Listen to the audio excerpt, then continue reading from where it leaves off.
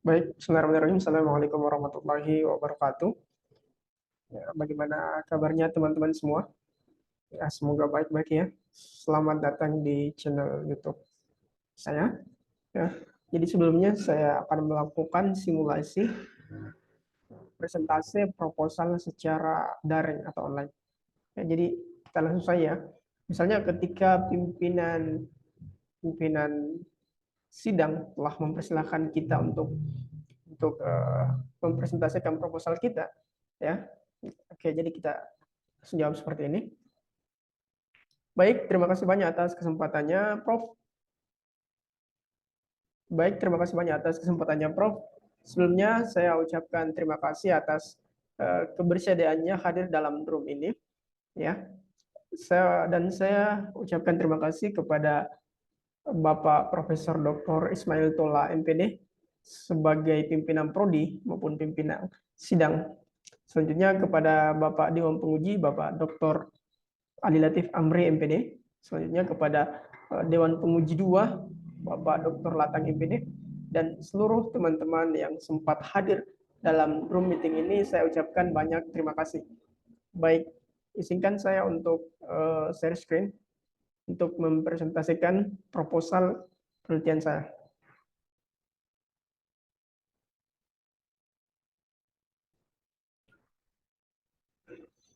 Baik, Bapak Ibu, apakah slide-nya bisa terlihat dengan jelas?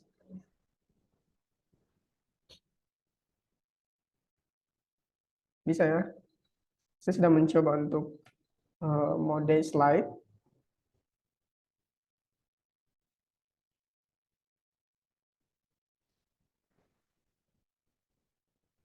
Baik, terima kasih banyak atas kesempatannya Bapak Ibu. Bismillahirrahmanirrahim. Assalamualaikum warahmatullahi wabarakatuh. Pada hari ini Senin 2 Desember 2021, insya Allah saya akan melaksanakan atau mempresentasikan proposal penelitian dengan judul pengaruh penggunaan media presentasi terhadap hasil belajar matematika pada siswa kelas 4 SDN Daerah 1 Kecamatan Meringkanaya, Kota Makassar. Nama saya Muhammad Ilham, NIM 201051404014, Program Studi Administrasi Pendidikan, Jurusan Pendidikan Dasar, Program Pasca Sarjana Universitas Negeri Makassar. Baik Bapak Ibu, adapun presentasi penelitian ini ada 3 bagian. Yang pertama, bagian pertama atau bab 1 terdiri dari latar belakang masalah, kemudian rumusan masalah, selanjutnya tujuan penelitian dan manfaat penelitian. Baik, latar belakang masalah. Pendidikan merupakan usaha sadar dan terencana. Pendidikan merupakan usaha sadar dan terencana untuk mewujudkan suasana belajar dan proses pembelajaran agar peserta didik aktif mengembangkan presentasinya untuk memiliki kekuatan spiritual keagamaan, pengendalian diri, kepribadian, kecerdasan, akhlak mulia, serta keterampilan yang diperlukan dirinya, masyarakat, bangsa, dan negara. Itu merupakan definisi pendidikan menurut Sistem Pendidikan Nasional Pasal 1 Ayat 1 Undang-Undang Nomor 20 Tahun 2003. Ya. Berdasarkan Undang-Undang Sistem Pendidikan Nasional Nomor 20 Tahun 2003, ya, bahwa pendidik dan tenaga kependidikan berkewajiban untuk menciptakan suasana pembelajaran yang bermakna, menyenangkan, kreatif, dinamis, dan dialogis. Pembelajaran guru dengan menggunakan metode ceramah dapat membuat siswa tidak memahami materi. Untuk mengatasi hal tersebut, penggunaan media sebagai alat bantu mengajar diperlukan. Itu berdasarkan Undang-Undang Nomor 20 Tahun 2003 tentang Sistem Pendidikan Nasional.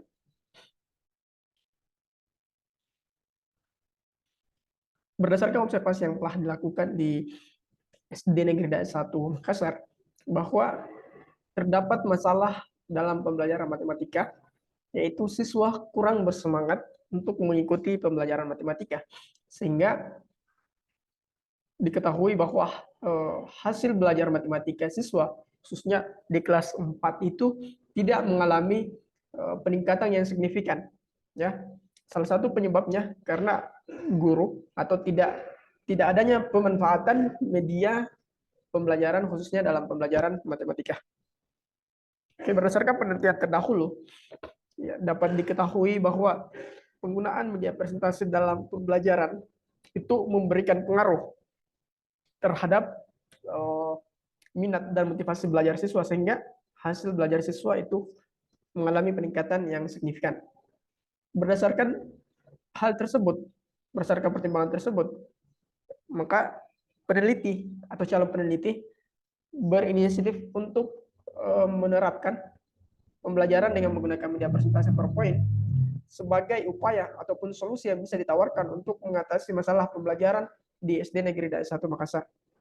Oleh sebab itu, adapun judul penelitian yang akan dilakukan yaitu pengaruh penggunaan media presentasi terhadap hasil belajar matematika pada siswa SD Negeri Daerah 1 Makassar.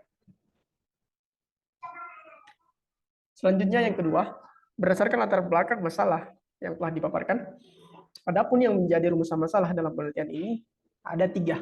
Pertama yaitu bagaimanakah gambaran penggunaan media presentasi pada pembelajaran matematika kelas 4 SDN Daerah 1 Makassar. Yang kedua, bagaimana gambaran hasil belajar matematika pada siswa kelas 4 SDN Daerah 1 Makassar. Dan yang ketiga, apakah ada pengaruh penggunaan media presentasi terhadap hasil belajar matematika pada siswa kelas 4 SDN Daerah 1 Makassar. Selanjutnya yang ketiga yaitu tujuan penelitian. Berdasarkan rumusan masalah yang telah dipaparkan, adapun yang menjadi tujuan penelitian ini ya ada 3. Yang pertama yaitu untuk mengetahui gambaran penggunaan media presentasi terhadap pembelajaran matematika kelas 11 dan 1. Yang kedua untuk mengetahui gambaran hasil belajar matematika pada siswa kelas 4 dan 1.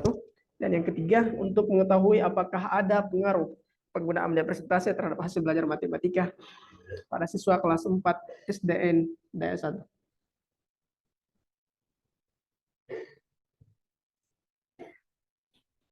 Selanjutnya, adapun manfaat dalam penelitian ini, yang pertama yaitu manfaat teoritis.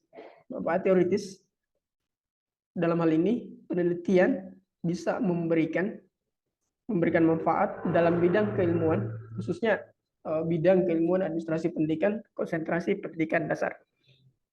Selanjutnya, adapun manfaat praktis yang meliputi manfaat untuk lembaga pendidikan, kemudian manfaat untuk institusi pendidikan, manfaat bagi guru, bagi siswa, dan bagi orang tua siswa. Oke, yang kedua bab 2 yang terdiri dari kajian teori, kerangka pikir, dan hipotesis penelitian. Baik, yang pertama yaitu media presentasi.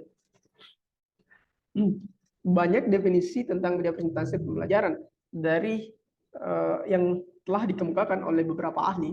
Salah satunya yaitu menurut Rahadi yang mengemukakan bahwa media presentasi merupakan suatu pesan atau materi yang akan disampaikan yang dikemas dalam sebuah program komputer dan disajikan melalui alat saji atau proyektor.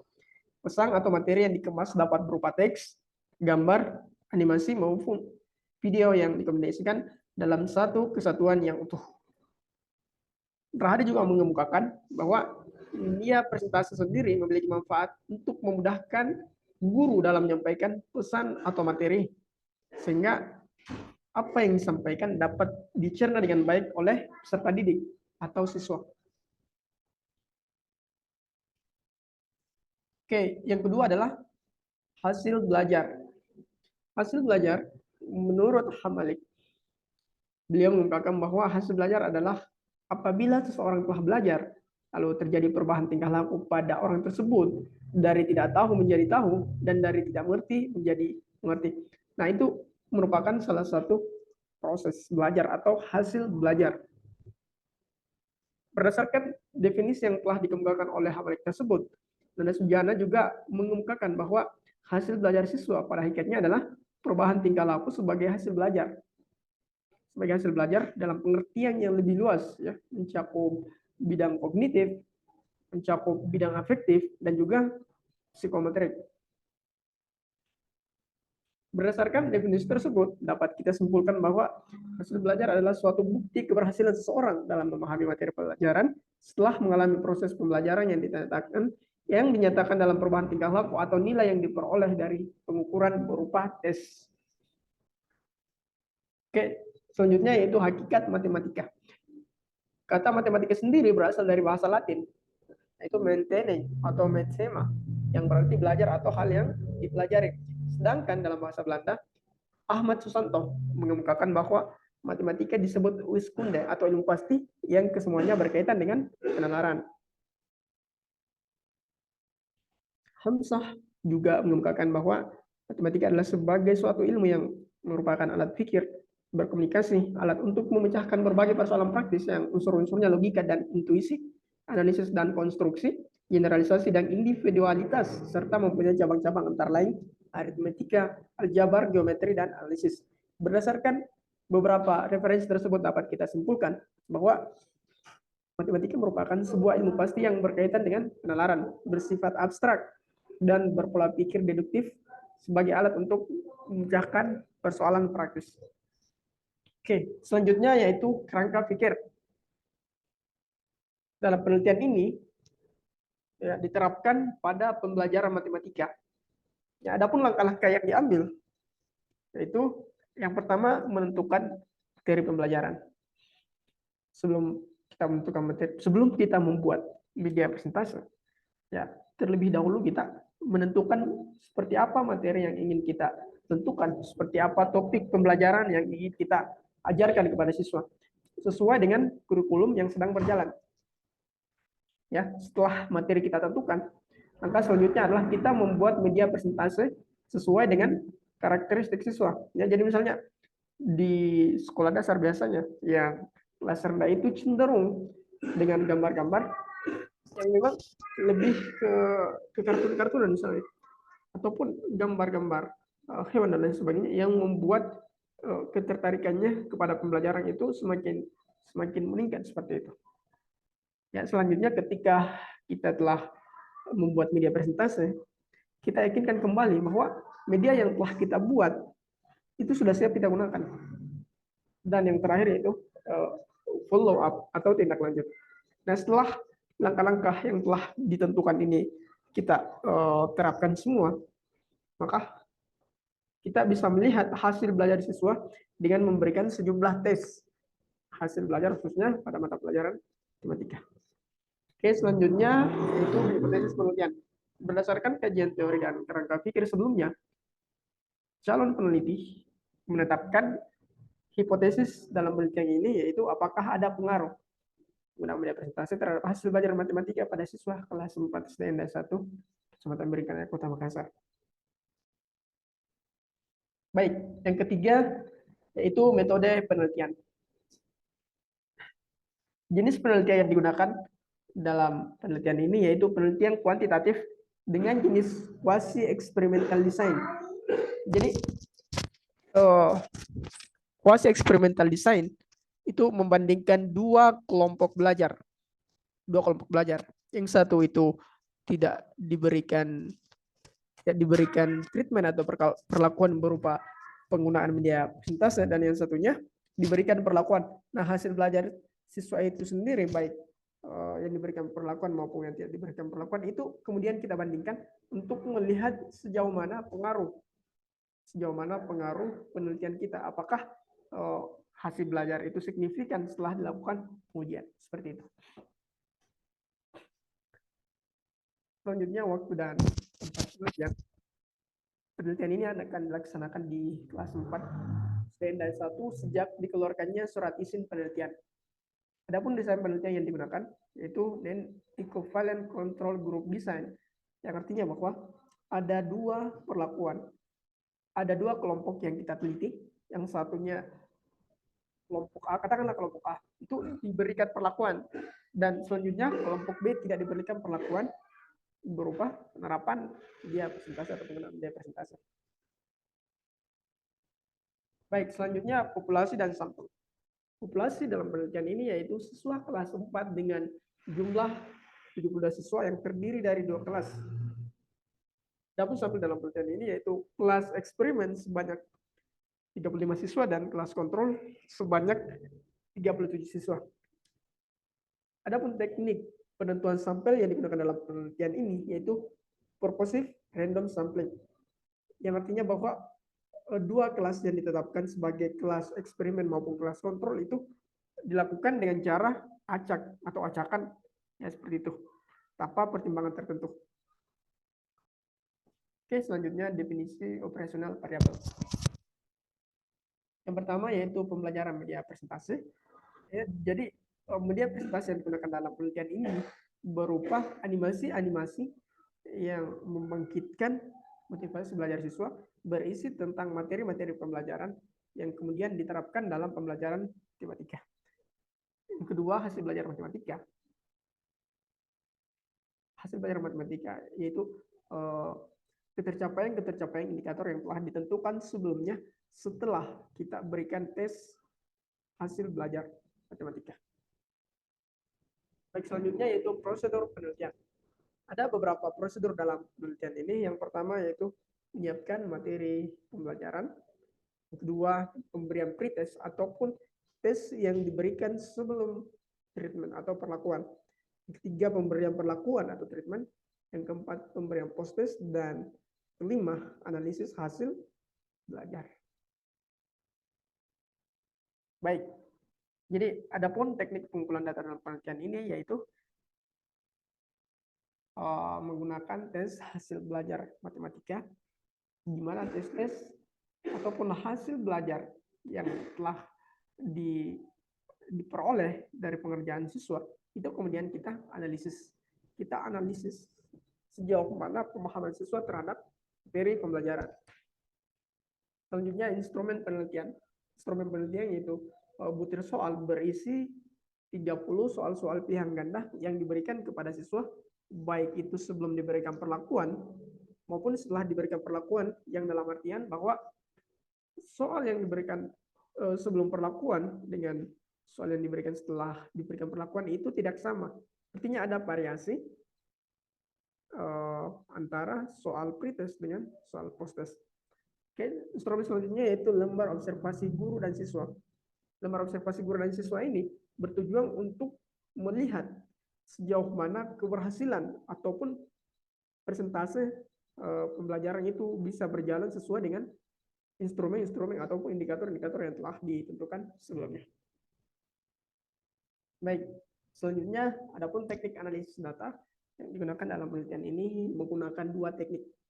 Yaitu yang pertama menggunakan teknik analisis deskriptif dan yang kedua menggunakan teknik analisis inferensial.